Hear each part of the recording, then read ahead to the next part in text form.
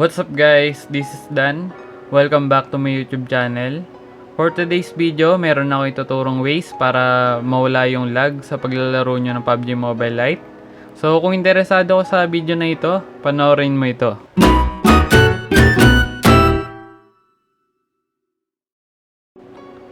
So ayan, bago natin simulan, baka meron din sa inyong ML player na nakakaranas ng lag or frame drop sa paglalaro ng ML.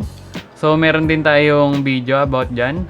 So ito yung title, paano mawala ang lag at FPS drop sa Mobile Legends. So tignan nyo na lang sa channel natin. At meron din pala tayong video tutorial kung paano din mabawasan yung lag sa paglalaro ng PUBG Mobile or yung main na PUBG Mobile. So ito kasing video natin ngayon ay for PUBG Mobile Lite. So tignan natin to. One eternity later. So ang una nyong gagawin, pumunta kayo sa settings at i-scroll nyo pababa. At kapag may nakita kayong about phone, pindutin nyo yun. So ito yung akin, about phone. Tapos kapag meron kayong nakita na baseband or kernel version, so pindutin nyo lang. Tapos pindutin nyo din yung build number ng 7 times. So may lalabas dyan na you are now a developer. Uy, sana all! So kapag may lumabas na ganun, i-back nyo na. At pumunta ka ulit kayo dito sa settings na to. At hanapin nyo yung developer option. So kung wala dyan yung developer option, baka nandito yun sa additional settings. So dito sa additional settings, scroll nyo lang at makikita nyo dito yung developer option. So dito, scroll nyo hanggang makita nyo yung animation scale. Yan. So ngayon, so kita nyo naman dito guys, ito yung settings ko or ito yung nakaset sa akin. Naka animation off. So i-turn off nyo lang yan. So lahat yan, yung tatlong yan. Dahil ang default nyan ay naka times 1. So ito yung default nyan. So kapag in-off nyo yan, mababawasan yung process ng CPU. So hindi nyo na ipaprocess yung animation dahil naka turn off nga.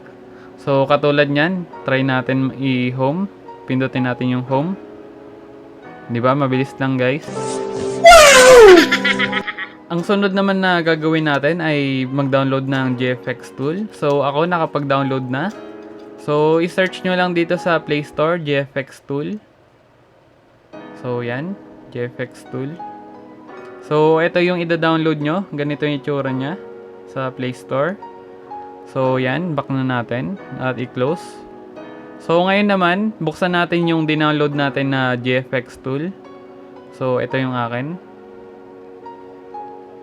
Allow nyo lang to. So dahil nga PUBG Mobile Lite yung lalaroin natin, so ito yung pipindutin nyo, yung may Lite na nakasulat. So ito. Yan, Lite.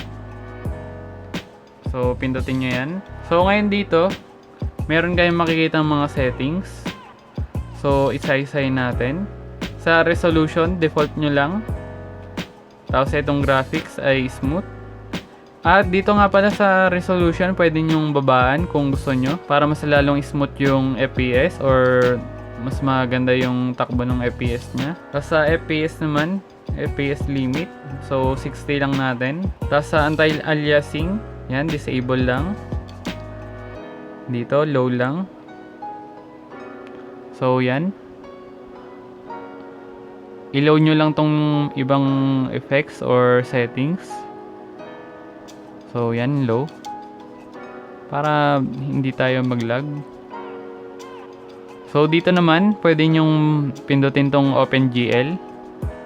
So sa GPU optimization naman, i-ano nyo lang, enable nyo para mas smooth. So dito sa save controls, enable lang din natin.